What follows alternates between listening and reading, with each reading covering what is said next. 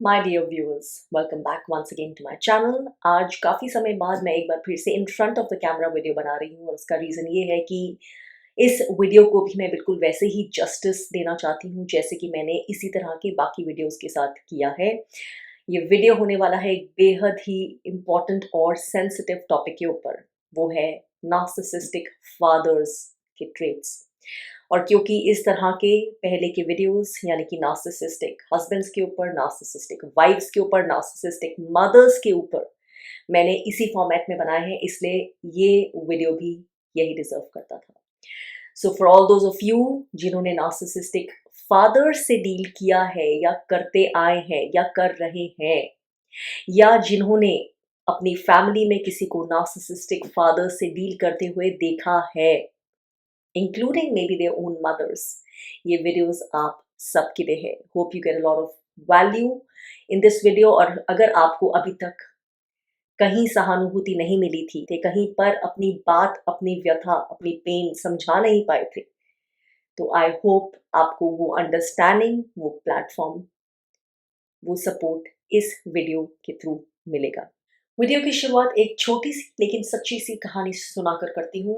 ये है Paul Getty senior के बारे में, जो कि यूनाइटेड स्टेट्स के एक बहुत जाने माने इंडस्ट्रियलिस्ट थे। उनकी फैमिली अभी भी बहुत यहाँ की प्रोमिनेंट बिजनेस फैमिलीज में से हैं। इनफैक्ट सदी की शुरुआत में आई बिलीव उन्हें दुनिया का सबसे अमीर इंसान भी माना जाता था। इस सदी में उनके एक बहुत सारे ग्रैंडसन्स में से एक ग्रैंडसन थे जो 1970s में कुछ 16 साल के थे और उस समय वो रोम में थे। ये ग्रैंडसन वहाँ पर उन्हें किडनैप कर लिया गया और इनके दादाजी यानी कि पॉल गेटी सीनियर के पास उनका रैंसम नोट पहुंचा, जिसमें 17 अराउंड मिलियन डॉलर की डिमांड की गई।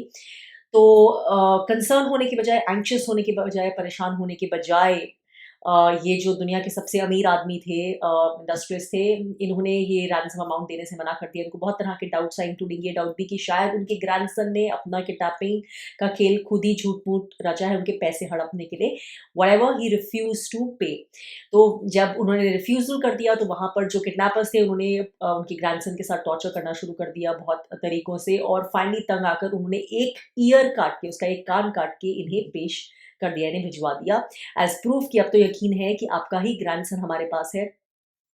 जब ऐसा हुआ तब भी इन्होंने एक्चुअली जो रैंसम का अमाउंट था 17 मिलियन डॉलर्स का, उसके ऊपर बार्गेनिंग की एंड फाइनली उन्होंने डिसाइड किया कि वो 2.2 मिलियन से ऊपर ज़्यादा नहीं पे करेंगे। और वो सम भी क्यों उन्होंने डिसाइड किया? क्योंकि वो उतना ही अमाउंट था जो टैक्स रिफंडेबल था, जिसपे टैक्स का बेनिफिट उनको मिलता था। अगर आप अभी तक अचंभित हो चुके, शॉक हो चुके हैं, तो थोड़ा सा और है। बाकी का जो अमाउंट था बचा हुआ, वो उन्होंने अपने बेटे को लोन पे दिया, यानी कि इस किडनैप्ड ग्रैंडसन के फादर को लोन पे दिया on a 4 point something percent interest rate, कि मुझे इस इंटरेस्ट रेट के साथ वापस कर देना। जैसे तैसे उनका ग्रैंडसन बच के आया बुरी हालत में, जिसके उन्होंने उसका जो फिजियोलॉजिकल, साइकोलॉजिकल, इमोशनल खमियाजा शायद सारी जिंदगी भुगता। बट एनीवे, जब वो रिलीज होके आया, उसने अपने ग्रैंडफादर से फोन पे बात करने की इच्छा जाहिर की, उनको थैंक करने की, but the grandfather refuse to come on the phone. ये कहानी मैंने आपको इसलिए बताई क्योंकि ये जो गेटी म्यूजियम है लॉस एंजलिस में, जहाँ पे दुनिया भर के आर्टिफैक्ट्स हैं, बहुत महंगे महंगे एग्जॉर्बिटेंट चीज़ें हैं, वो म्यूजियम मैंने भी देखा हुआ है। उस वक्त मुझे एहसास नहीं था इनकी रियल पर्सनालिटी टाइप का। ये कहानी शायद मैंने तब नहीं सुनी हुई थी। कहने की बात ये है कि ये पर्सनालिटी डिफाइन कर सकती है कि मैं जानती नहीं हूँ, लेकिन इसमें कोई बहुत हैरानी की बात नहीं होगी कि this is a narcissistic person, this was a narcissistic, typical malignant narcissistic personality के कहीं स्पेक्ट्रम में ये डेफिनेटली आते होंगे, जिन्हें जो भी करना है, अगर पैसा भी अपना देना है, अगर अफेक्शन भी देना है, कुछ भी देना है, इर्रिस्पेक्टिव ऑफ उनके पास क्या है और क्या नहीं है, कितनी ब्लेसिंग्स है, वो भी वो अपना गेन देखकर ही, अपने गेम प्लान्स के मुताबिक ही, अगर उन्हें फायदा हो रहा है तभी करेंगी। तो खैर, ये तो बहुत एक एक्सट्रीम एग्जाम्पल था, बट कुछ इससे हम अंदाजा लगा सकते हैं कि एक बहुत ईविल, बहुत स्पेक्ट्रम पे हाई नार्सिसिस्टिक पर्सनालिटी किस तरह की हो सकती है। There is nothing on the inside. तो सबसे पहले तो मैं यही बोलना चाहूँगी कि जैसे मदर की एनर्जी यिन एनर्जी होती है, फेमिनिन एनर्जी, जो एक नर्चरिंग, नरिशिंग एनर्जी होती है, जो सब कुछ एक तरह से ज़िंदगी देती है, जो एक लाइफ फोर्स की तरह बहती है। अगर वो एनर्जी ठीक तरह से फ्लो नहीं कर रही है, तो चीज़ तो होती है, लेकिन वो बेजान होती है, उसकी एनर्जी अच्छी नहीं होती है, वहाँ पर लैक होता है। उसी तरह से जो फादर की एनर्जी होती है, वो भी इतनी ही इम्पोर्टेंट होती है। फादर की energy, Yang energy, the masculine energy, और हमारे अंदर दोनों ही एनर्जीज का पर्याप्त बैलेंस होना ज़रूरी है। The divine feminine and the divine masculine energies, इसकी बात मैं कई सारे वीडियोज़ में ऑलरेडी कर चुकी हूँ। तो फादर की एनर्जी होती है स्ट्रक्चर देने की, एक चीज़ को ढाँचा देने की, दैट्स द मैस्कुलिन एनर्जी। तो जहाँ पर फादर की एनर्जी वो पर्याप्त एनर्जी नहीं है, या लैकिंग है, या मिसिंग है, या डिस्ट्रक्टिव है, या खराब है, इनएडिक्वेट है, तो वहां पर वो जो रूट होती है हमारी स्ट्रक्चर की सेंस, जहां पर ढांचा उसके ऊपर का मजबूत हो, या जहां पर आपका कोर सेंस ऑफ सेल्फ है, उसके आसपास का ढांचा पहले मजबूत हो, ताकि उसके ऊपर जो भी टावर बने वो मजबूत हो, तो वो ढांचा ही पहले वीक होता है। Proper firm solid stable structure वो नहीं मिलता। ये जो सबसे बड़ा मैस्कुलिन रोल होता है, to give that sense of solidity, stability and right structure, वो मिसिंग होता है। तो हम सोच सकते हैं कि अगर किसी चीज का स्ट्रक्चर ही पहले पर्याप्त नहीं है, दीवारें ही पर्याप्त नहीं है, ढांचा ही पर्याप्त नहीं है, फाउंडेशन ही ठीक से लेड आउट नहीं है, तो उसके ऊपर क्या खड़ा होगा। वही सारी व्यथा कथा होती है एक नार्सिसिस्टिक फादर के साथ पले बड़े होने की। वीडियो में बहुत सारे इन जनरल ट्रेट्स कवर करूंगी, चाहे वो ग्रैंडियोस नार्सिसिस्ट हो, कोवर्ट नार्सिसिस्ट हो, मैलिग्नेंट नार्सिसिस्ट, तो मैं डिवाइड करके नहीं, इन जनरल मैं उन ट्रेट्स के बारे में बात करूंगी। तो सबसे पहला नार्सिसिस्टिक फादर का जो ट्रेट होता है वो ऑब्वियसली अनडिनायबली यही होता है कि वो इमोशनली आपके लिए प्रेजेंट नहीं होते हैं पर्याप्त तरीके से, यानी कि वो ब्रेड क्रम्बिंग करते हैं। अब ब्रेड क्रम्बिंग क्या होता है इमोशनली, ये आप मेरे पहले की वीडियो में ऑलरेडी जान चुके होंगे। What exactly is bread crumbing, और ब्रेड क्रम्बिंग इमोशनली किस तरह से की जाती है, और उसका असर हम पे क्या होता है, और किस तरह के अलग अलग तरह के लोग होते हैं, नार्सिसिस्टिक पर्सनैलिटीज और कुछ और तरह की पर्सनैलिटीज के लोग जो ब्रेड क्रम्बिंग करते हैं। नार्सिसिस्टिक फादर्स ब्रेड क्रम्बिंग में माहिर होते हैं, इंटरमिटेंट रेनफोर्समेंट में माहिर होते हैं। उनका लव जो होता है, इमोशनल कनेक्शन, इमोशनल अटैचमेंट, वो बिल्कुल कंसिस्टेंट नहीं होता है, कंसिस्टेंट नहीं होता है, डिपेंडेबल नहीं होता है, थरो नहीं होता है, ऑथेंटिक नहीं होता है, जेन्युइन नहीं होता है, और रिलायबल नहीं होता है। कभी होता है, कभी नहीं होता है, कभी कम होता है, कभी ज़्यादा होता है, कभी बिल्कुल नहीं होता, कभी बहुत ज़्यादा लव बॉम्बिंग की तरह होता है। लेकिन बॉटम का जो क्रक्स है, जो कोर है समझने वाला, वो यही है कि this is not a person जो केपेबल है किसी को भी जेन्युइन अफेक्शन देने के, किसी को जेन्युइन प्यार करने की क्षमता इस आदमी में बिल्कुल नहीं है। And that applies to his children also. हर बच्चा वैलिडेशन चाहता है, सबसे पहले उसकी सेंस ऑफ आइडेंटिटी अपने पेरेंट्स से ही आती है, तो कोई फर्क नहीं पड़ता है। This person is not capable of complete emotional connection. उसका इमोशनल कनेक्शन उतना ही होता है जितना उसको ठीक लगता है, जितना उसका मूड होता है देने का, उसके इनर लैंडस्केप के हिसाब से। बच्चे की जरूरत कितनी है, क्या है, कितना पर्याप्त है, उसके हिसाब से कभी नहीं, पूरी जिंदगी नहीं। So this father is incapable of true emotional connection. तो चाहे आप एक जिंदगी का आधा हिस्सा निकाल चुके हैं इस फादर के साथ, लेकिन आप रियलाइज करेंगे कभी ना कभी डेफिनेटली कि कुछ इमोशनल कनेक्शन ही नहीं है।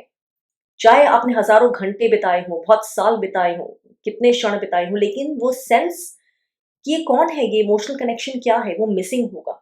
वो कनेक्शन जो एक डेप्थ की फीलिंग होती है, एक स्ट्रॉन्ग बॉन्ड होता है, आपको वहां लगेगा जैसे कुछ है ही नहीं, there is emptiness.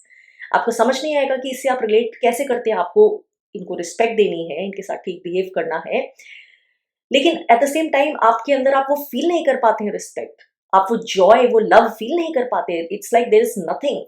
It's just like you are force to be in that bond, but वो कनेक्शन नहीं है, क्योंकि वो कनेक्शन कभी आपको दिया ही नहीं गया है। इससे पहले मैं अब बाकी के ट्रेट्स की चर्चा करूं, मैं एक बहुत इंपॉर्टेंट अनाउंसमेंट करना चाहती हूँ। पिछले काफ़ी महीनों से मैं एक बहुत इम्पोर्टेंट कोर्स पे काम कर रही थी, जिसका मैंने शायद 2-3 बार यहाँ ज़िक्र भी किया था। वो है यूडेमी का एक कोर्स, जो कि मैंने ख़ास एक हीलिंग मकसद से डिज़ाइन किया है। इसमें मेरी बहुत मेहनत लगी है, बहुत कुछ जो मेरे पास शेयर करने के लिए था, वो बहुत एफ़र्ट लगा है, बहुत ऑथेंटिसिटी से मैंने ये कोर्स को बनाने की कोशिश की है। होपोनोपोनो पे ये कोर्स है, लेकिन ये कोर्स जिस एम को डिज़ाइन रख के बनाया गया है वो है complete healing.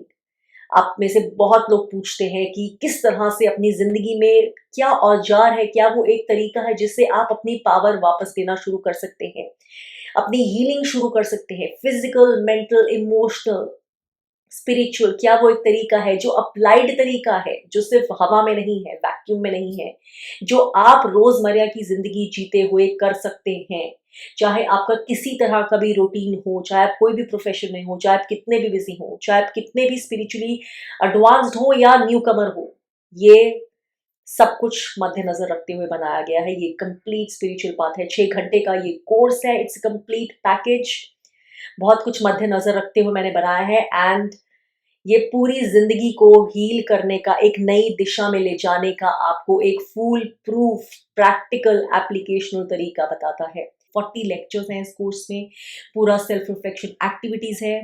This will take you some time to complete, लेकिन मैं प्रॉमिस कर सकती हूँ कि जो भी उसे सच्चे दिल से करेगा, पूरी सिंसेरिटी से करेगा, ये पूरा 6 घंटे का कोर्स जिसमें एम्पल मटेरियल है, कोर्स के बीच में अंत होने से पहले भी आपको अपने अंदर चेंजेस फील होना महसूस हो जाएंगे। और अगर आप जिस तरह से पूरी गाइडेंस कोर्स में दी गई है, आप इसको अपनी ज़िंदगी में जैसे समझाया गया है ठीक तरह से अप्लाई करेंगे, तो I can definitely promise you can begin transforming your life. और ये मैं उन लोगों के लिए भी बोल रही हूँ जो कि टॉक्सिक, नार्सिसिस्टिक या कोडिपेंडेंट रिलेशनशिप्स में बंधे हुए हैं, फंसे हुए हैं, या फिर अभी तक वो वूंड्स और ट्रॉमा कैरी कर रहे हैं, या फिर किसी और भी तरह के इनर चाइल्ड वूंड्स या ट्रॉमास कैरी कर रहे हैं। ये सब एड्रेस करता है। आपको लगता है कि इनर वर्क नाम की कोई चीज़ है जो करनी चाहिए थी, लेकिन अभी तक आपको पता नहीं है कैसे करते हैं actually practically. This is a complete spiritual path to change your life, हर एस्पेक्ट में, फिजिकल हीलिंग से लेके रिलेशनशिप्स तक। चेंज का एक तरीका फुल प्रूफ पूरा बना के मैंने पेश किया है, उसको अप्लाई करना है कि नहीं वो आपके हाथ में, that is your decision. Details यहाँ पर नीचे वीडियो की डिस्क्रिप्शन में दी गई है। इफ़ यू हैव लाइक्ड जो तक अभी तक मैंने चीज़ें शेयर की हैं, मेरे समझाने का तरीका, डीप में जाने का तरीका, तो आप बस यही कह सकती हूँ कि वही ऑथेंटिसिटी रखते हुए, वही मद्देनजर रखते हुए ये सब कुछ डिज़ाइन किया है। So go ahead and take the call to change your life. आगे बढ़ते हैं हम। नार्सिसिस्टिक फादर का, बिल्कुल नार्सिसिस्टिक मदर की तरह ही सारा ढांचा जो कनेक्शन का होता है अपने बच्चों के साथ, वो सिर्फ छूट के ऊपर टिका होता है, सिर्फ अपनी सेल्फ इमेज और अपने अंदर जो लैक है, जो डीप इंफीरियोरिटी है, जो डीप सेंस ऑफ शेम है, नथिंगनेस है, एम्प्टीनेस है, उसको पूरा करने के लिए, उसकी फीड लेने के लिए बना होता है। तो जिस तरह से उन्हें जितनी फीड मिल सकती है अपने बच्चों से, जो करके उनका सारा आपको अफेक्शन और लव देने का तरीका और उसकी नीड, उसी नीड पे, उसी नीड को, उसी ज़रूरत को पूरा करने पर ही आधारित होती है और वहीं तक सीमित होती है। तो जैसे कि नार्सिसिस्टिक फादर्स, स्पेशली जो ग्रैंडियोस नार्सिसिस्ट हैं, इवन कवर्ट नार्सिसिस्ट, अगेन वो एक्टिंग करने में माहिर हैं। तो आप जैसे कि स्कूल में बच्चे जाते हैं, तो वो इस तरह के फादर्स होंगे जो स्कूल में सबको लगेगा बड़े कंसर्न फादर हैं, अपने पेरेंट, अपने बच्चे की परवरिश में, उसकी पढ़ाई में, उसकी वेलबींग में कितना इंटरेस्ट लेते हैं, टीचर से सबसे ज़्यादा पहले जाके बात कर रहे हैं, प्रेजेंट होते हैं, नेबर्स के सामने दिखाएंगे, रिश्तेदारों के सामने दिखाएंगे कि उन्हें बड़ा कंसर्न है, is a very involve father. लेकिन वो सिर्फ शो करने के लिए है, वो सिर्फ बाहर के लिए दिखावट है, इमेज बनाने के लिए। दरवाजे के पीछे से ये बच्चे को पता है कि उसका फादर इनमें से कुछ भी नहीं है। उसको रत्ती भर इंटरेस्ट नहीं है, जेन्युइन इंटरेस्ट उस बच्चे की ग्रोथ में, उस बच्चे की अचीवमेंट में, उस बच्चे की genuine emotional, psychological, academic development में। उसका इंटरेस्ट उतना ही है जितना उसकी इमेज की पूर्ति के लिए ज़रूरत है। For example, if you scored really a good you know percentage और समथिंग, इस तरह की कोई भी चीज़ें या आगे चल के अचीवमेंट्स इस फादर को इंटरेस्ट करेगी उतनी देर के लिए जब तक वो उसके लिए एक फॉर्डर की तरह है। If that father can receive some kind of prestige आपकी उन अचीवमेंट से, कुछ चीज़ जो जिनके बारे में जिनका बखान करके उनकी इमेज में थोड़े समय के लिए बढ़ोतरी हो सकती है। इसके अलावा आप क्या करते हैं, आप कैसे पढ़ते हैं, आप कैसे कोप करते हैं जब स्ट्रेस में होते हैं, आपके क्या इमोशंस है, आप किस चीज़ के थ्रू अंडरगो कर रहे हैं, क्या अंडरगो आपकी मेंटल स्टेट क्या है, उसमें कोई इंटरेस्ट नहीं। अगर आप ज़्यादा इन्वॉल्व होके क्लोज होके बताने की कोशिश करेंगे तो ये फादर बोर्ड हो जाएगा या आपको एकदम डिसमिस कर देगा, and that father to be clear कि यहाँ पे आपको कोई वैलिडेशन या कोई इमोशनल सपोर्ट या कोई अंडरस्टैंडिंग नहीं मिलेगी। This person is simply not interested. तो तभी जैसे मैंने कि पहले पॉइंट में कहा कि इमोशनल कनेक्शन वो नहीं है, क्योंकि इमोशनल कनेक्शन तो ये चीज़ों के बारे में रॉ रॉ बात की, क्लोज होके बात की, पूरा एक्सप्रेशन देने पर ही होता है ना, अपनी नीड्स अपने बारे में पूरा डीप शेयर करके। तो वो शेयर की कैपेसिटी ना उनकी है खुद की, ना वो अपने बारे में कर सकते हैं, ना करना चाहते हैं, बियॉन्ड द पॉइंट जहाँ पे उनको अपना कुछ फीड लेनी है या अपनी कुछ रोल प्लेइंग करनी है, एक्टिंग करनी है, और ना वो किसी का सुन सकते हैं, कोप कर उनको ज़रूरत नहीं है। They don't need, they don't want to get into the details. उनको आपकी ज़रूरतों में आप क्या हैं, आप क्या ज़िंदगी से चाहते हैं, उसमें कोई इंटरेस्ट नहीं है। They are absolutely bored, they only are interested in आपसे उन्हें क्या मिल सकता है। Narcissistic fathers obviously two faced होते हैं, true to their character, doctor Jekyll and mister Hyde की तरह। आपको समझ नहीं आएगा कि एक्चुअली बहुत समय तक, जब तक आप एक्चुअली अवेयर नहीं हो गए और लाइट बल्ब नहीं जल गया अवेयरनेस का कि आप किससे डील कर रहे हैं। कल तो ये इंसान बड़े अच्छे मूड में था, आपको लव बॉम्बिंग कर रहा था, और आज ये बिल्कुल डिफरेंट है। कल तो आपको बहुत अफेक्शनेटली, बहुत आपको केटरिंग की जा रही थी, आपको बहुत अटेंशन दी जा रही थी, और आज आपको जैसे कि आप कुछ है ही नहीं, आप एग्जिस्ट ही नहीं करते, इग्नोर्ड हैं, डिसमिस्ड हैं, जैसे कि आप बैकग्राउंड में कोई शो पीस हो, या आपको बहुत बुरी तरह से आपसे बात की गई है। तो you will not know who this person, you will not know. दो डिफरेंट फेसेस हैं। अभी तो बाहर पब्लिक के सामने आपको बहुत ज़्यादा अटेंशन दे रहे थे, आपको बहुत ज़्यादा प्यार जता रहे थे। सडनली डोर के पीछे he is become this cold, cruel, unkind, selfish, entitled person once again. So two-faced, again two-faced. And coming to unkind and cruel, again lack of empathy, very very low empathy, very very low guilt, जो एक normal healthy human relationship की core होती हैं जो चीज़ें, वो बिल्कुल minimal या लैकिंग, डिपेंडिंग ऑन स्पेक्ट्रम पे कहाँ है वो नार्सिसिज्म के। ऑब्वियसली अगर कोई साइकोपैथिक नार्सिसिस्टिक पर्सनालिटी हैं जो कि रेयर होती हैं, इतनी ज़्यादा फ्रीक्वेंसी में नहीं होती as compare to the other ones obviously, तो वो empathy level almost non existent होगा। आपसे क्या मिल सकता है? अपनी लैक्स जो है, अपनी कमी है, जो अपनी शेम है, वो आपके ऊपर कैसे डिफ्लेक्ट कर सकते हैं, आपके ऊपर कैसे रिफ्लेक्ट कर सकते हैं, अपनी खामियों के लिए आपको कैसे गिल्टी फील करवा सकते हैं, आपको कैसे निचोड़ सकते हैं, आपको कैसे आपका लाइफ ब्लड एनर्जी कैसे सक ऑफ कर सकते हैं एंडलेसली एंडलेसली एंडलेसली। उनका वही पर्पस होता है। उसके लिए आपके ऊपर क्या होगा और आपकी लाइफ के साथ क्या होगा और आप कैसे एडल्ट्स निकलेंगे and how you will have to cope with the rest of your life, उनके लिए बिल्कुल मैटर नहीं करता है। मतलब अपने गुनाह के कारण किसी के ऊपर क्या होगा, इसका कॉन्सिक्वेंस क्या होगा, उससे उनको कोई लेना देना नहीं है। No feeling of actual remorse, no feeling of guilt, no feeling of responsibility. Narcissist में सेल्फ रिफ्लेक्शन नाम की, आत्मविचार नाम की कोई चीज नहीं होती है। Toxic energy, obviously narcissistic fathers have very negative energy around them. बहुत ही कम होता है कि उनका जेन्युइन मूड कुछ अच्छा है, वो भी अगेन की ज़रूरतों के हिसाब से। और अगर आपने वो अच्छे मूड को रेसिप्रोकेट नहीं किया, या ऑलमोस्ट आपको कृतार्थ होना चाहिए कि इनका मूड अच्छा है या मुझे इन्हें इंकरेज करना है, या ऑब्वियसली ये मेरे पे एक तरह से एहसान है कि उनका मूड आज अच्छा है, so you have to reciprocate, क्योंकि वो बहुत कम समय के लिए होता है। And they expect everyone to feel you know जैसे कि उनके ऊपर बहुत बड़ा कुछ इनाम मिल रहा है अगर उनका मूड अच्छा है, या अगर उनको वो थोड़ा प्यार बिखेर रहे हैं, तो लोग ऐसे हाथ यूं इस तरह से फैलाकर कैच करने के लिए तैयार होने। ये लगता है कि इंसान के अपनी कोई नीड्स नहीं होती है, कि वो उनके पलड़ों से डील करता रहे बस, यही उसका उसकी ड्यूटी है। So obviously with with time a child realises कि इनके जो अच्छे मूड्स भी हैं ये भी किसी काम के नहीं है, they are not worth anything, क्योंकि इनका जो ट्रू सेल्फ है वो cold, empty, lack of empathy वाला है बिल्कुल। Parent is not concern. तो जो ट्रू सेल्फ से जब बच्चा वाकिफ हो जाता है तो वो उसको कोई फर्क नहीं पड़ता, वो जानता है कि वो जो अभी अच्छा मूड सो कॉल्ड या अफेक्शन दिख रही है उसके पीछे it's just a matter of time कि जो असली फेस है वो सामने आ जाएगा। वो एनर्जी उन्हें पता होती है, it's core, toxic, heavy, dense, low vibrational energy. जैसे कि मैंने नार्सिसिस्टिक मदर्स के लिए कहा था, वैसे ही नार्सिसिस्टिक फादर्स के लिए उनकी प्रेजेंस ही घर को हैवी कर देती है। उनकी प्रेजेंस ही लिटरली, जो हवा आप ब्रीथ करते हैं ना, जब खुली हवा में सांस लेते हैं, वो प्रेजेंस उनकी वो हवा को जैसे कि भारी कर देती है। उस एनर्जी में कुछ अच्छा, बहुत अच्छा या लास्टिंगली अच्छा पनप ही नहीं सकता है। उस तरह की बरकत हो ही नहीं सकती।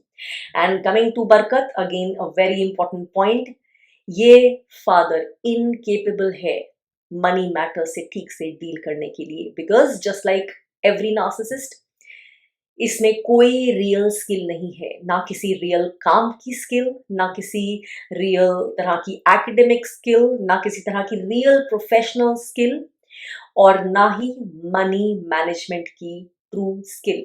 अब ध्यान रखिए, मैं वर्ड जो यूज कर रही हूँ वो है स्किल। इसका मतलब ये नहीं है कि वो किसी ऊंचे ओहदे पर नहीं हो सकते या किसी अच्छी पोजीशन में नहीं हो सकते। अलग अलग प्रोफेशंस में बहुत हो सकते हैं और होते हैं। इनफैक्ट यही वर्ल्ड की दुर्दशा है कि बहुत सारी टॉप पोजीशंस में नार्सिसिस्टिक एलिमेंट्स रूल कर रहे हैं। बट मैं बात कर रही हूँ स्किल की। दीज आर पीपल जो वहां पर बाय हुक और बाय क्रुक पहुंचे हैं, या फेक करके पहुंचे हैं, झूठ बोल के पहुंचे हैं, पॉलिटिक्स करके पहुंचे हैं। मैट्रिक्स की जो डार्कनेस है ना, ये जो इल्यूजन है थ्री डायमेंशनल का, उसको, उसकी डेंस एनर्जी को यूज करके पहुंचे हैं। नाम बड़े और दर्शन छोटे, ये जो फ्रेज है ये बहुत अच्छे से डिस्क्राइब कर सकता है नार्सिसिस्टिक फादर।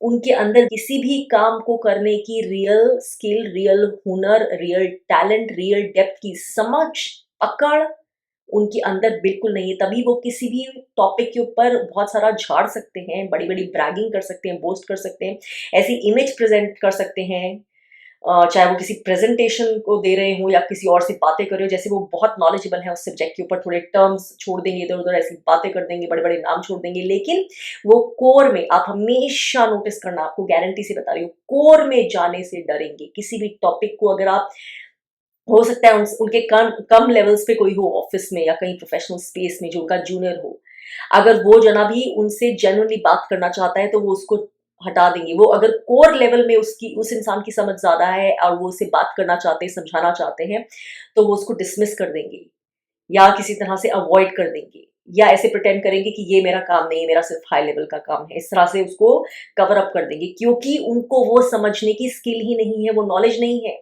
वो फंसना नहीं चाहते हैं। एंड द सेम एनर्जी उनके घर के अंदर आती है। Obviously this is a father जो पूरा इनकेपेबल है किसी बच्चे को ठीक से किसी सब्जेक्ट में पढ़ाने में, उसकी नॉलेज इन्हांस करने में, उसके डाउट्स को सेटल करने में, उसको पेशेंटली बैठ के रिविजन करवाने में, चाहे वो सब्जेक्ट वो वाला हो जिसमें ये फादर ने सो कॉल्ड बड़ी सारी पीएचडीज की हैं, या कुछ भी सब्जेक्ट मैटर एक्सपर्ट हो, फिर भी वो बैठकर अपने खुद के बच्चे को उस सब्जेक्ट पे थरली, डीपली, फुलफिलिंगली कोच नहीं कर सकता। मैं आपको गारंटी से बता रही हूँ।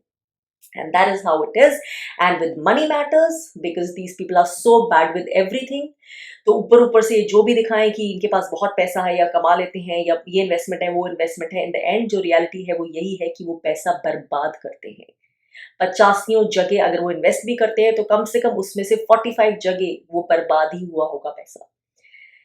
Bad money making decisions, neglectful decisions, irresponsible decisions, credit management, debt management, बिल्कुल almost nil. Money management skills, wisdom is completely lacking, और इसका बहुत सारा obviously खमियाजा उनके परिवार को भुगतना पड़ता है। अगेन इसलिए भी भुगतना पड़ता है क्योंकि उस परिवार में अगर किसी को क्वेश्चन करने का भी मन करता है, तकलीफ भी होती है मनी मैनेजिंग डिसीजन से, या किसी के पास बेटर विजडम भी है डील करने की, उनको वो पावर नहीं दी जाती। Because again next point, narcissistic fathers take control of all the power. अलग तरीके से अगर वो ग्रैंडियोस नार्सिसिस्ट है तो बहुत ऑब्वियस तरीके से वो पावर एग्जर्ट करेंगे, कंट्रोल एग्जर्ट करेंगे। अगर वो कवर्ट है तो एक डिफरेंट पैसिव अग्रेसिव तरीके से, बट कोर यही है, the power has to be in his hand, my way और द हाईवे। मैं घर का the primary element, I am the father figure, मेरे अंडर है सब कुछ, मैं डिसीजंस लूंगा, चाहे मैं गलत ही लूं, चाहे मैं डिस्ट्रक्शन की तरफ लेके जाऊं सबको, चाहे मैं सब कुछ साबोटाज कर दूं, but it has to be my decision and how dare you question.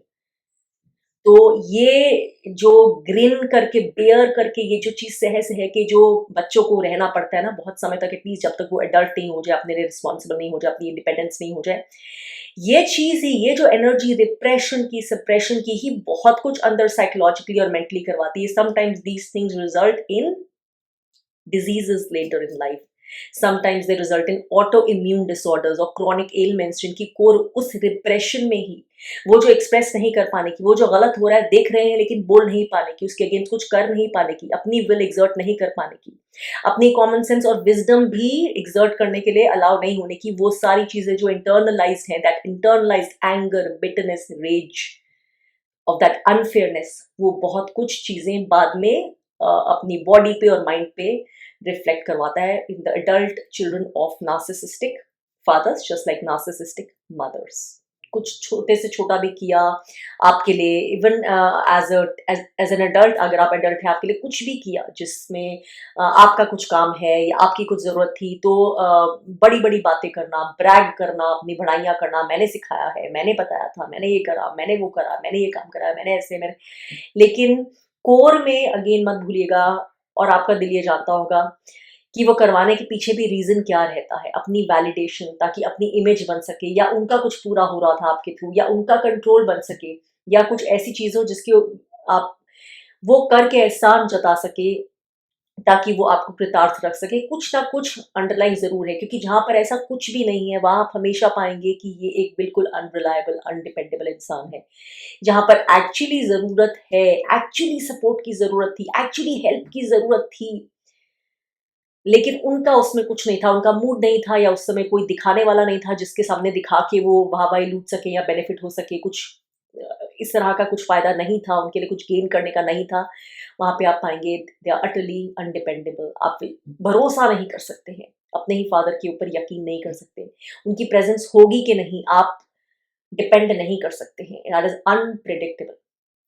और वहीं से है उनकी नेक्स्ट सबसे बड़ी अनप्रिडिक्टेबल चीज, जो कि है उनके mood swings, raging temper tantrums, narcissistic rage जिसे हम बोलते हैं, वहां से लेके साइलेंट ट्रीटमेंट, ये दोनों ही चीजें उनका अंदर जो आधार है, जो है ही नहीं, उनकी शेम, उनकी इन्फीरियोरिटी, उन सबको छुपाने के लिए है, अपनी सेंस ऑफ कंट्रोल बनाए रखने के लिए, अपना fake false sense of control कि मैं हूं और मैं सबसे बड़ा हूं और मेरे आगे कुछ नहीं है। हर पल का वो डर कि अगर मेरा अस्तित्व जिस चीज से आता है उसी चीज के ऊपर मेरा कंट्रोल चला गया तो क्या होगा, क्योंकि वो अंदर से नहीं है, वो real sense of courage, boldness, strength नहीं है, वो फेक है, वो बाहरी चीजों के ऊपर जोर जबरदस्ती बनाकर ही अपने आप को महफूज पा सकती है। यही होता है नार्सिसिस्टिक फादर। और नार्सिसिस्टिक फादर अपने बच्चों के ऊपर कंट्रोल नहीं जताएगा तो किस पे जताएगा, वो तो उसके अपनी प्रॉपर्टी की तरह, he is entitled to them.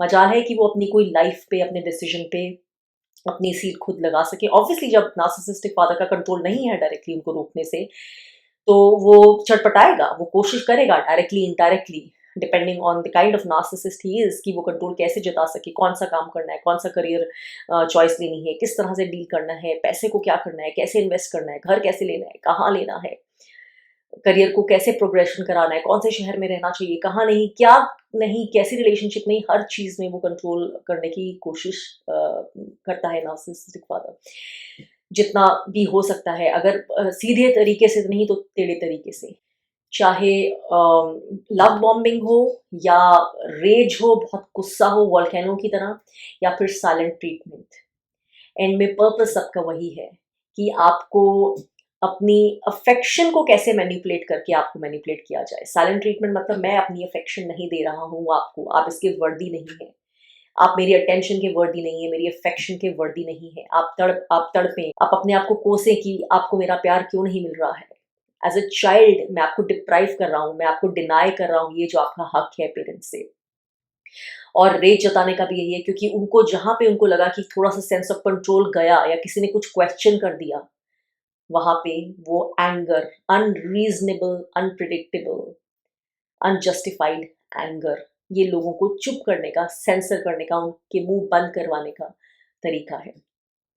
और ऑब्वियस ऐसे कि नार्सिसिस्टिक फादर किसी तरह का भी कंस्ट्रक्टिव भी feedback, constructive discussion, constructive criticism बिल्कुल नहीं ले सकते। These are hyper sensitive individuals. दूसरे का एक डिफरेंस ऑफ ओपिनियन ही या एक कंस्ट्रक्टिव क्रिटिसिज्म या एडवाइस उनके लिए उनके ऊपर सेंसरशिप की तरह फील होता है। ऐसे फील होता है कि दूसरा जना उन्हें कम जता रहा है या उन्हें पोक कर रहा है या उनकी इंसल्ट कर रहा है। तो ऐसे माहौल में ऐसा घर कैसे हो सकता है, ऐसा वातावरण कैसे हो सकता है ऐसे घर में, जहाँ पर एक हेल्दी डिबेट, डिस्कशन और एक हेल्दी कॉन्फ्लिक्ट रेजोल्यूशन, हर घर में कॉन्फ्लिक्ट्स होते हैं, जहाँ पर दो लोग भी रहते हैं, दो से ज्यादा तो भूल रहे हैं, वहां पे डिफरेंस ऑफ ओपिनियन कभी ना कभी जरूर होते हैं।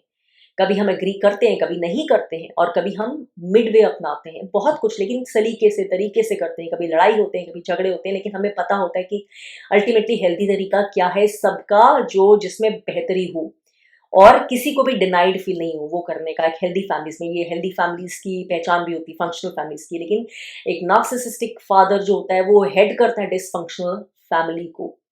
और इस डिसफंक्शनल फैमिली में इस तरह की कोई फेयरनेस हो, फेयर डिस्कशन हो, सबकी आवाज़ को उतनी ही महत्वपूर्ण वो दिया जाए, वो ऐसा नहीं होता है। बच्चे ये अनहेल्दी जो वातावरण है, इसकी जो एनर्जी है वो लेकर ही बढ़ते हैं, और बड़े होकर उनकी खुद की जो कॉन्फ्लिक्ट से डील करने की एनर्जी होती है या तरीका होता है, वो बहुत तरह से सफ़र करता है। या तो वो फ्रीज हो जाते हैं, या वो अवॉइडेंट डिसमिसिव पर्सनालिटी बन जाते हैं, एस्केप करते हैं, अपने आप को भी नहीं देखना चाहते हैं और अपने रिश्तों को दूसरों के साथ भी पूरा शार्पली, क्यूटली, डीपली नहीं देखना चाहते, वो अवॉइड करके रिलेशनशिप जीना चाहते हैं।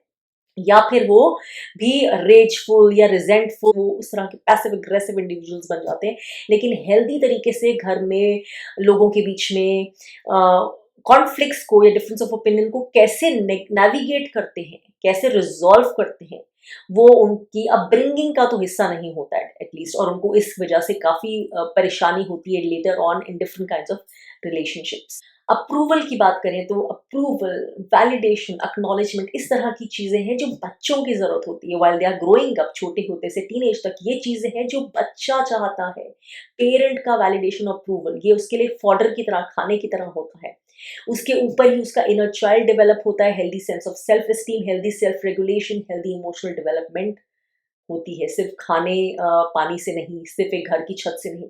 और यही चीज़ है जिसके ऊपर सबसे बड़ा वार होता है नार्सिसिस्टिक पेरेंट का, क्योंकि नार्सिसिस्टिक पेरेंट अपने बच्चे को क्या हेल्दी वैलिडेशन देगा, क्या सेल्फ एस्टीम डेवलप करवाएगा जब उसकी खुद ही नहीं है। वो पेरेंट ऐसा है, वो इंसान ऐसा है जिसको कॉन्स्टेंटली वैलिडेशन चाहिए, जिसे अप्रूवल चाहिए constantly, outer approval, outer appreciation, outer acknowledgement, और सबसे ज़्यादा वो अपने बच्चों से ही ये ढूंढता है कि उसकी पूजा करें, डायरेक्टली इनडायरेक्टली। तभी उसके खिलाफ कुछ नहीं कोई बोल सकता, क्रिटिसिज्म नहीं कर सकता, उसका word is the last word. तभी उसको कोई क्वेश्चन नहीं कर सकता, उसको उसकी रिस्पॉन्सिबिलिटी की कोई याद नहीं दिला सकता। A narcissistic father is like a line tantrummy kid, एक बच्चे की तरह जो टैंट्रम्स थ्रो करता है, जिसकी इंटाइटलमेंट है, जिसकी हर डिमांड पूरी होनी चाहिए। उसके सामने कोई और मैटर नहीं करता, ना उसकी बीवी ना उसके बच्चे। जब उसकी कोई डिमांड है, उसकी कोई जिद है, तो he is utterly arrogant about it, entitled, कोई और मायने नहीं रखता है उस वक्त। उसकी जिद पूरी होनी ही चाहिए, नहीं हुई तो मतलब डिनायल है, इंसल्ट है। उसकी मर्जी के आगे किसी और की मर्जी, किसी और की नीड नहीं हो सकती। उसको आपका वैलिडेशन, अप्रूवल 24 घंटे, चाहे वो कैसा भी हो, मिलना चाहिए। और अगर नहीं मिले तो वो गिल्ट प्रूफ, गिल्टिंग भी आपकी ही करेगा, शेमिंग भी आपकी ही करेगा कि आप अत्याचारी हैं। आपको ये ऐसा एहसास दिलाया जाएगा, स्पेशली जब आप बड़े हो जाते हैं, कि आप पेरेंट्स को इग्नोर करते हैं, निग्लेक्ट करते हैं, आप अपनी ड्यूटी ठीक से नहीं कर रहे। तो पेरेंट विल टेल यू कि मैं आप में डिसअपॉइंटेड हूँ, ये आपको बताया जाएगा। आपका हक नहीं है बोलने को कि आप अपनी पूरी अपब्रिंगिंग से डिसअपॉइंटेड हैं, और डिसअपॉइंट होने का हक सिर्फ आपको है, उन्हें नहीं। लेकिन वो शर्म भी आपके हिस्से में मरने की कोशिश की जाएगी। So this is the kind of parent. आप कितना भी उसे खुश करने की कोशिश कर लें, जो वो चाहेगा कि आप करें, क्योंकि तभी वो आपका यूज़ कर सकता है कि आपको कमी महसूस होती रही, ताकि आप हमेशा हाथ-पैर मारते रहें कि कैसे खुश कर दूँ इस पेरेंट को। लेकिन याद है, नार्सिसिस्ट का सबसे पहला रूल है कि ये अंधा कुआँ है, नार्सिसिस्ट को आप कभी नहीं भर सकते हैं। प्यार से नहीं, अफेक्शन से नहीं, गिफ्ट से नहीं, पैसे से नहीं, अटेंशन से नहीं। वो आप डालते रहेंगे और वेस्ट होता रहेगा। यही कहानी है, उसको कभी पूरा नहीं महसूस होगा। आपको इस चीज़ से हमेशा ही जूझना पड़ेगा टिल यू डिसाइड टू से नो। नार्सिसिस्ट फादर जो है वो अपने बच्चों को एक्टिवली भी ब्लेम, शेम, क्रिटिसाइज, ह्यूमिलेट करने की कोई कसर नहीं छोड़ता है, and this is most of the times, चाहे डायरेक्टली या कोवर्टली। बहुत कम समय होता है जब वो अपनी एनर्जी एक fake affection, fake regard express करने में लगाता है, लेकिन बाकी टाइम और बच्चे ये बहुत जल्दी समझ जाते हैं। अ, उसकी सारी एनर्जी अपने अंदर का लैक कवर करने में, अपनी खामियां, अपनी नॉन एग्जिस्टेंट सेल्फ अपने बच्चों पर रिफ्लेक्ट करने में, डिफ्लेक्ट करने में लगती है। तो अपनी सारी जो कमियां हैं, जो सारे लैक्स हैं, जो कुछ नहीं है अंदर, कोई हुनर नहीं है, कोई गुण नहीं है, कोई रियल ट्रू अच्छाई नहीं है, जो सिर्फ दिखावटी नहीं है, ऐसा कुछ डीप ऑथेंटिक नहीं है, वो सब जो है अपने बच्चों के ऊपर रिफ्लेक्ट कर, वो नोइंग जो डीप इनसाइड एटलीस्ट सबकॉन्शियस में कि कुछ नहीं है, उसका सारा जो एक्सप्रेशन है वो बच्चों के ऊपर होता है, उसके बच्चों पे डिफ्लेक्ट होता है बाय क्रिटिसाइजिंग देम, उनको शेम करके, उनको हर चीज में गिल्टी फील करवा के, उनके ऊपर एंगर एक्सप्रेस करके, वो कितने कम है, वो किसी काम के नहीं है, उनको वो बार बार अपने कम होने का, अपने कुछ नहीं होने का एहसास दिला दिला के, which is complete entire role जो एक पेरेंट को प्ले करना चाहिए। तो किस तरह की है सेल्फ एस्टीम, किस तरह का सेंस ऑफ सेल्फ लेकर ये बच्चे डेवलप होते हैं, ये आप ऑब्वियसली खुद अंदाजा आप में से बहुत लोग लगा ही सकते होंगे। तो this is the role of a narcissistic parent. Talking of criticism and humiliation, ये पेरेंट अगेन बहुत ट्रायंगुलेशन करता है, बहुत लाइंग करता है, गैस लाइटिंग करता है, बात बात पे अपना अस्तित्व बनाए रखने के लिए, झूठा अस्तित्व, अपनी फॉल्स ईगो सेल्फ बनाए रखने के लिए ये कहीं झूठ बोलने से नहीं चूकता है।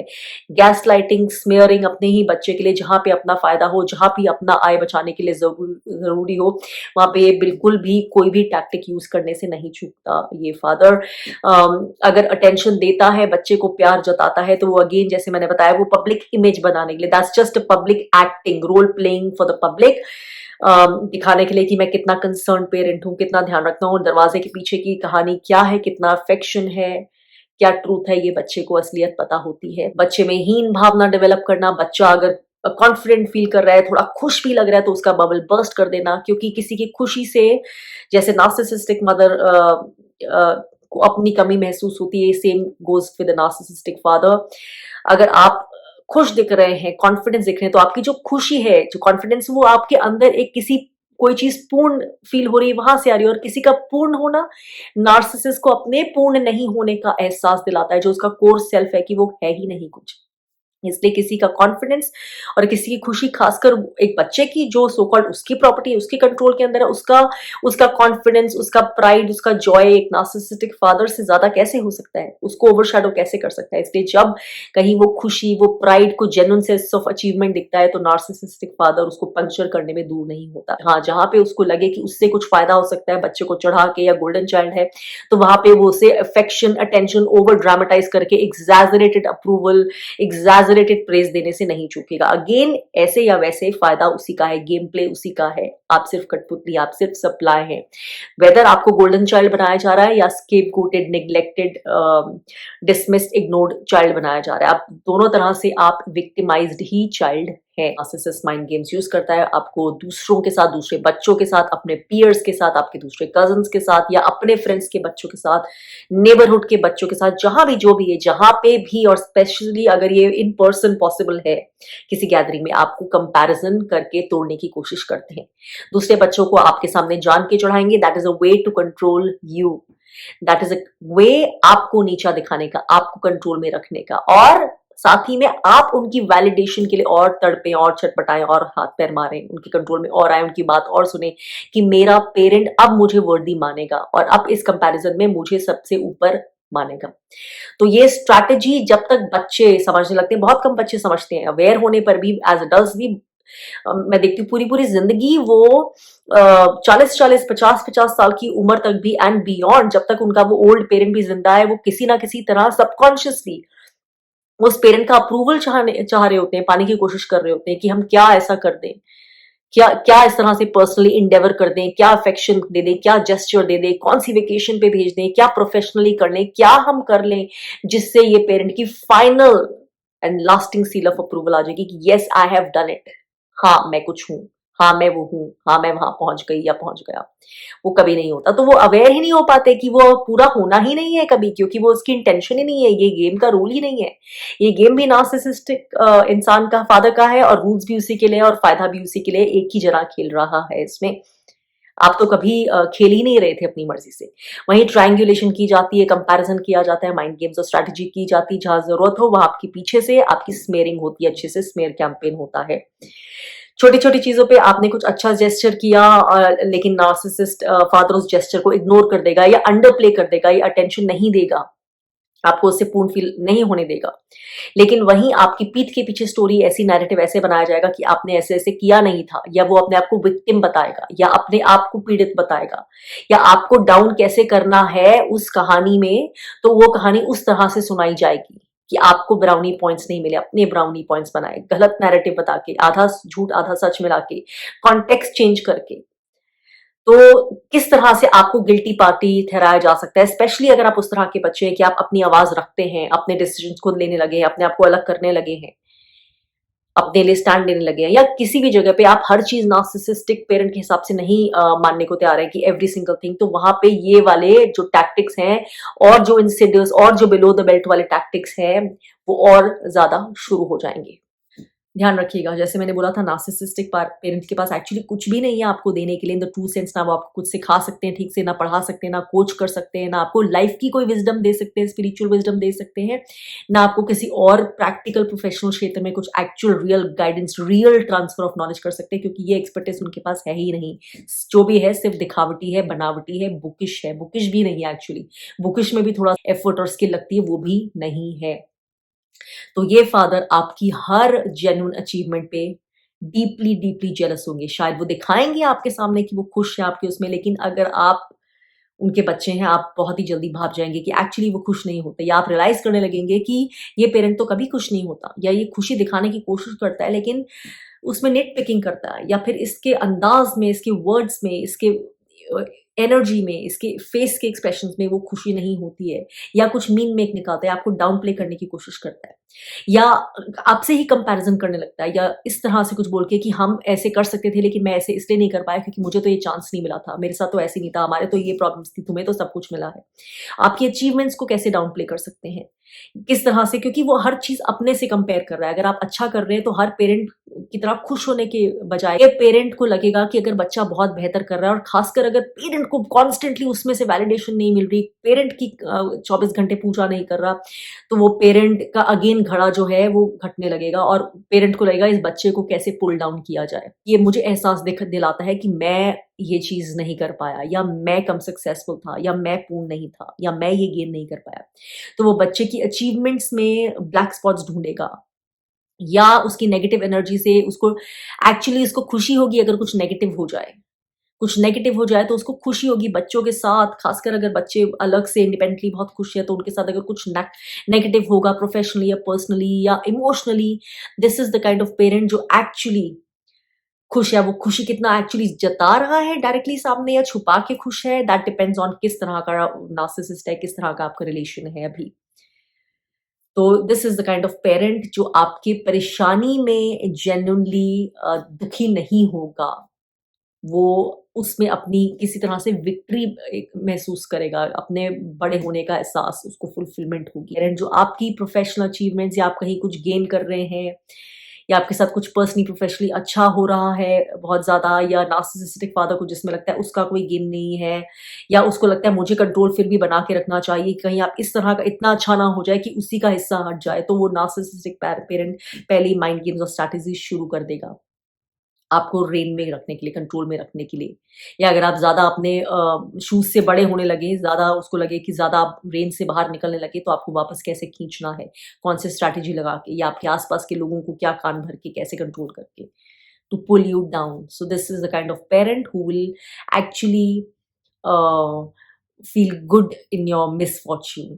अगर आप वो बिल्कुल आपसे पिस्ड ऑफ है, दिल feel good in your misfortune, या अगर इतना लेवल का नहीं है, उनको डीपली पेन हो रहा है आपके लिए, ये नहीं हो सकता है। बच्चा टूट रहा है सामने, रो रहा है, तो उसके लिए सिर्फ और सिर्फ ये एक ही एहसास है सबसे बड़ा ओवरराइडिंग और चीज़ों के साथ साथ, और वो ये है कि जितना जो इंसान वल्नरेबल है या वीक है उसके सामने, उतनी ही उसकी पावर है उससे गेन करने की और उसको कंट्रोल करने की। सबसे बड़ा यही एहसास होता है। आप एक healthy confident sense of self develop करें या healthy confident good relationships develop करें आगे चल के लाइफ में, पर्सनली या प्रोफेशनली, ये नार्सिसिस्टिक पेरेंट के लिए, नार्सिसिस्टिक फादर के लिए एक सोर पॉइंट है, ये उसके लिए एक पेन पॉइंट है, ये उसको हजम नहीं होती है चीज, और साथ ही में उसको कोई भी वो चीज हजम नहीं होती जो उसको एहसास दिलाती है कि उसका पेरेंट, उसका जो बच्चा है वो उससे आगे निकल गया किसी भी तरह से, चाहे प्रोफेशनली, पर्सनली, चाहे विजडम में, चाहे एक्नॉलेजमेंट में, चाहे उसको जो प्यार मिल रहा है उसमें, या फिर नार्सिसिस्टिक पेरेंट की नीड नहीं होने में। आपने नार्सिसिस्टिक पेरेंट को डिसोन कर दिया है, अपनी लाइफ अलग से बनानी शुरू कर दी, आप खुश लग रहे हैं उसके बिना, पर्याप्त लग रहे हैं, narcissistic parent will be agitated, उसकी बहुत सारी एनर्जी जो लगेगी, वेस्ट होगी जो अंदर, वो इसी चीज पे लगेगी कि ये चीज कैसे होगी और इस चीज को कैसे तोड़ा जा सकता है, कैसे खत्म किया जा सकता है। तो ये वो फादर नहीं है जिनके साथ अपने डीपेस्ट वल्नरेबिलिटीज, अपने डीपेस्ट पेन्स, अपने डीपेस्ट फियर्स शेयर कर सकते हैं, क्योंकि उसमें से सिर्फ और सिर्फ वो आपके वीक पॉइंट्स ढूंढेगा, आपके ट्रिगर्स ढूंढेगा, जिनको वो बाद में यूज कर सके आपके ही अगेंस्ट, मैनिपुलेट करने के लिए, माइंड गेम्स के लिए, स्नेयर के लिए, आपके ट्रिगर्स प्रेस करने के लिए। क्योंकि आपके ट्रिगर्स प्रेस करना नार्सिसिस्टिक फादर के पास सबसे बड़ा तरीका होता है आपको कंट्रोल में रखने का, आपको रिएक्टिव रखने का, आपको ड्रामा में बांध के रखने का, आपको अपने गेम प्लेस का हिस्सा बनाए रखने का, आपको इमोशनली वीक और वल्नरेबल और मैनिपुलेशन के प्रोन रखने का, अपनी सप्लाई पाते जाने के लिए unendingly, by using all your weak points and your triggers. याद रखना, आपके इमोशंस में उसे कोई इंटरेस्ट नहीं है, आपके दुख में तो और भी कम। आपके इमोशंस को या आपके दुख को यूज कैसे वो कर सकते हैं अपने फायदे के लिए, मैनिपुलेट कैसे कर सकते हैं, लेवरेज कैसे कर सकते हैं, स्ट्रैटेजाइज कैसे कर सकते हैं, इसमें, सिर्फ इसमें उन्हें जरूर इंटरेस्ट होगा। तो अगर वो कुछ फेक सिंपैथी दिखा भी रहे हैं, फेक कंसर्न भी, तो वो वही है, fake, just because they are trying to hold it for a reason, future के रीजन के लिए, या कुछ उनके दिमाग में और है। अदरवाइज आपके इमोशन से उनको कोई कनेक्शन नहीं है। रिमेंबर, दीज आर पीपल जिनका कोई इमोशनल अस्तित्व, स्टेबिलिटी, कोर नहीं है, इमोशनली वो कनेक्ट कर ही नहीं सकते हैं, तभी आपको हमेशा एक इमोशनल कोल्डनेस, एम्प्टीनेस फील होगी, जैसे कोई इमोशनल कनेक्शन है ही नहीं, कोई कॉर्ड नहीं है, there is a lack there, जैसे कि कुछ मिसिंग है। कितनी भी आप डीप करने की बातें कोशिश कर लें, लेकिन वो कनेक्शन कभी नहीं होगा, लगेगा कि कुछ खाली है, वो स्पॉट में खाली है। एक नार्सिसिस्टिक मदर की तरह ही नार्सिसिस्टिक फादर आपसे, क्योंकि इनहेरेंटली जेलस होते हैं, तो वो आपके सारे इंपॉर्टेंट ओकेजन और इंपॉर्टेंट डेज या मीनिंगफुल डेज जो आपके लिए मायने रखते हैं, उनको हाईजैक करने की या स्पॉइल करने की या किसी तरह से कुछ और ड्रामा क्रिएट करके सैबोटाज करने की कोशिश करेंगे, ताकि आपका जो खुशी का लेवल है या आपकी जो एक्सपेक्टेशन थी उस दिन से, या फुलफिलमेंट की फीलिंग थी, वो अधूरी रह जाए, या उसमें कोई ना कोई ब्लॉट आ जाए या पंक्चर हो जाए।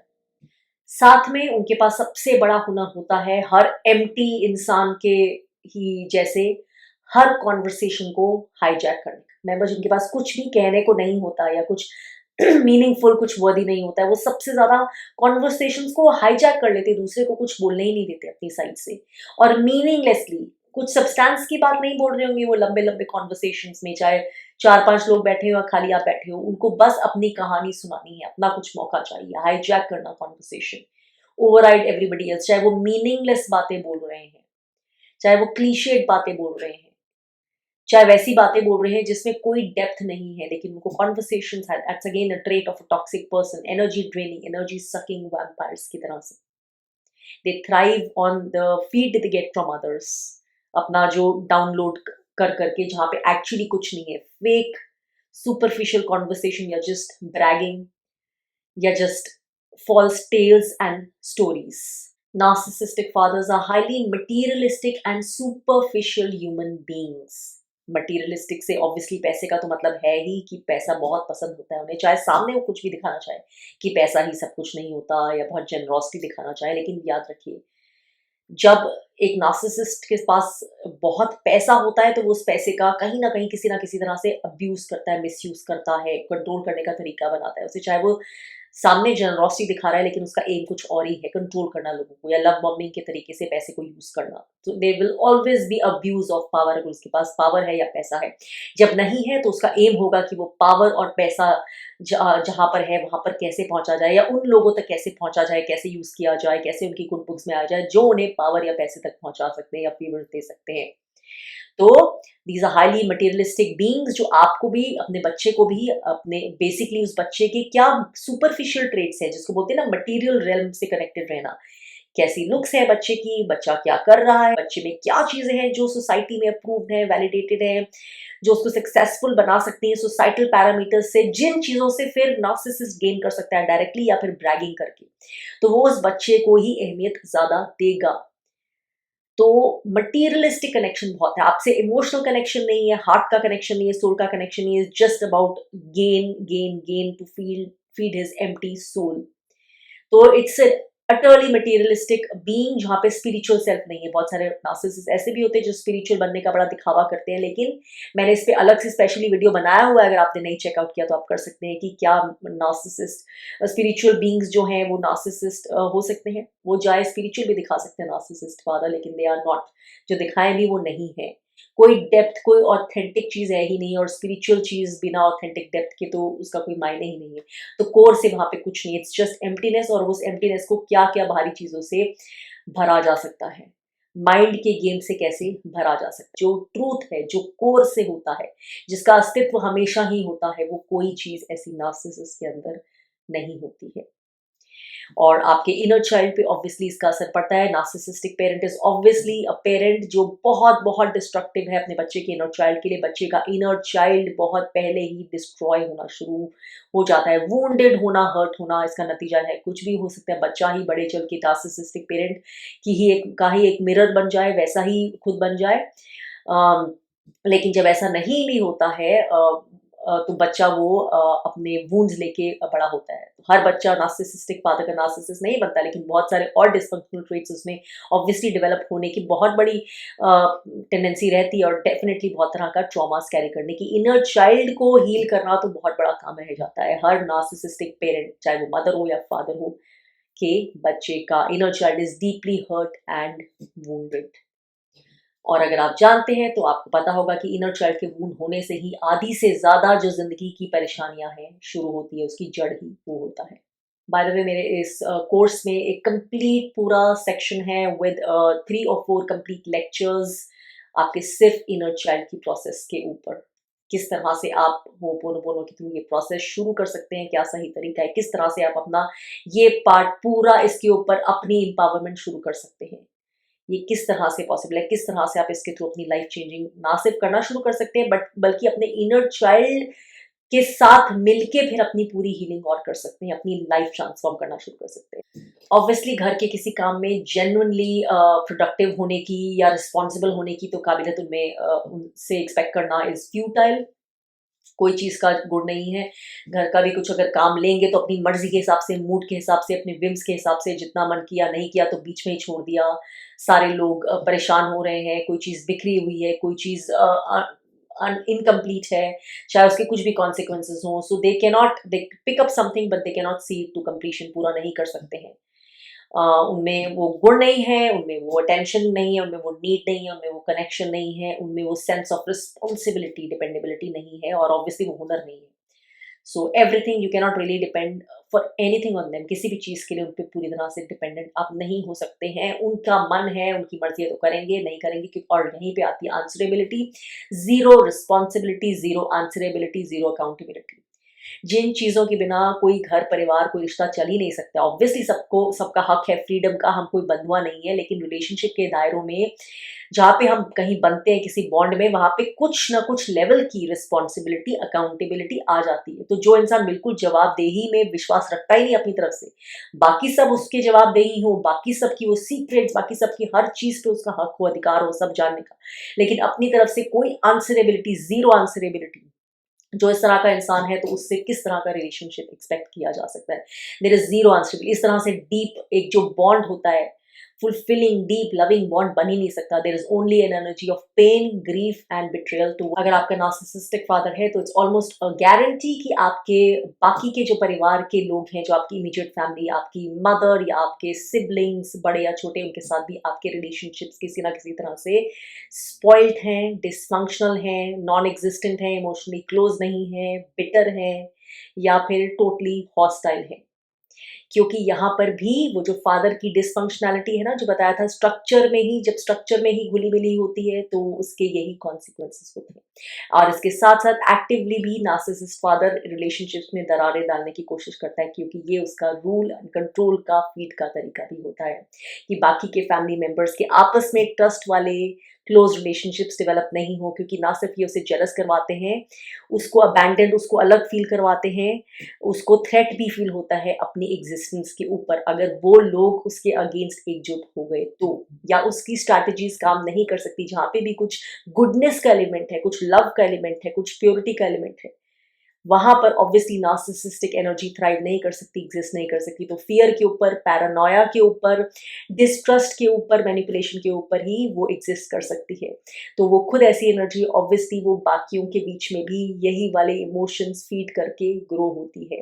तो ऑब्वियसली जहां पर नार्सिसिस्टिक फादर है वहां पर आपस में भी बाकी फैमिली मेंबर्स के जितने अच्छे relationships, deep relationships, close authentic हो सकते थे, ऑफन ऑफन ऑफन वो नहीं होते, या फिर there is some kind of deep pain involve या सेंस ऑफ लॉस की क्या हो सकता था, लेकिन वो नहीं है।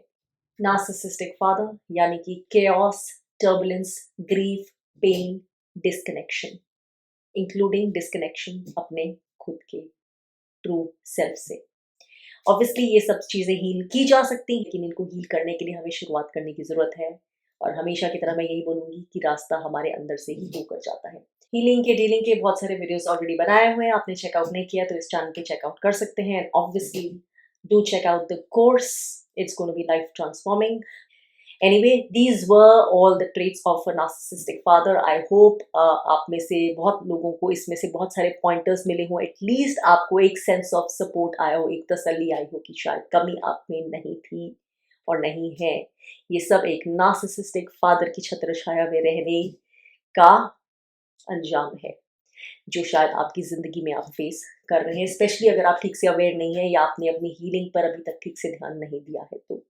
Well, I wish you all the best for your healing and awakening journey. मिलूंगी एक और empowering वीडियो में आपसे जल्द ही। तब तक अपना प्लीज ख्याल रखिए and do practice lots of self love.